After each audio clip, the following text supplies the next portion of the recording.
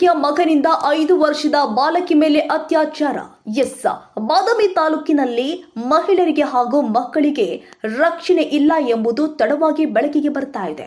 ಕೆರೂರು ಸಮೀಪದ ಮತ್ತಿಕಟ್ಟಿ ಅಂಗನವಾಡಿ ಕೇಂದ್ರದಲ್ಲಿ 5 ವರ್ಷದ ಬಾಲಕಿ ಮೇಲೆ ಅತ್ಯಾಚಾರ ಎಸಗಿದ್ದು ಇದೀಗ ಆರೋಪಿಯನ್ನ ಪೊಲೀಸರು ಅರೆಸ್ಟ್ ಮಾಡಿದ್ದಾರೆ. ಈ ಘಟನೆ ಜರುಗಿದ್ದು ಇದೇ ನವೆಂಬರ್ 21ನೇ ತಾರೀಕು ಶುಕ್ರವಾರದಂದು ಬಾದಾಮಿ ತಾಲೂಕಿನ ಕೆರೂರು ಹೋಬಳಿಯ ಮತ್ತಿಕಟ್ಟಿ ಗ್ರಾಮದ ಅಂಗನವಾಡಿ ಕೇಂದ್ರದ 5 ವರ್ಷದ ಬಾಲಕಿ ಮೇಲೆ ಅತ್ಯಾಚಾರ ಜರುಗಿದೆ.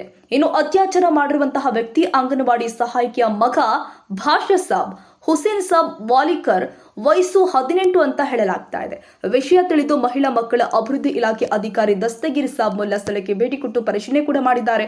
ಅತ್ಯಾಚಾರ ಎಸಗಿದ ವ್ಯಕ್ತಿ ಭಾಷಾ ಸಾಬ್ ವಾಲಿಕರ್ ಮೇಲೆ ಪ್ರಕರಣ ದಾಖಲಿಸಿಕೊಂಡು ಪೊಲೀಸರಿಂದ ಇದೀಗ ಬಂಧನವಾಗಿದೆ. ಬಾಗಲಕೋಟೆ ಜಿಲ್ಲಾ ಮಕ್ಕಳ ಸಂರಕ್ಷಣಾ ಅಧಿಕಾರಿಗಳಿಂದ ಮಗುವಿನ ಕೌನ್ಸೆಲಿಂಗ್ ನಡೆಸಿ ಅತ್ಯಾಚಾರ ದೃಢಪಡಿಸಿದ್ದಾರೆ. ಅಂಗನವಾಡಿ ಕೇಂದ್ರಗಳಲ್ಲಿಯೂ ಕೂಡ ಇಲ್ಲವಾಯಿತಾ ಮಕ್ಕಳ ಸುರಕ್ಷತೆ ಎನ್ನುವ ಪ್ರಶ್ನೆ ಇದೀಗ ಉದ್ಭವಿಸಿದೆ.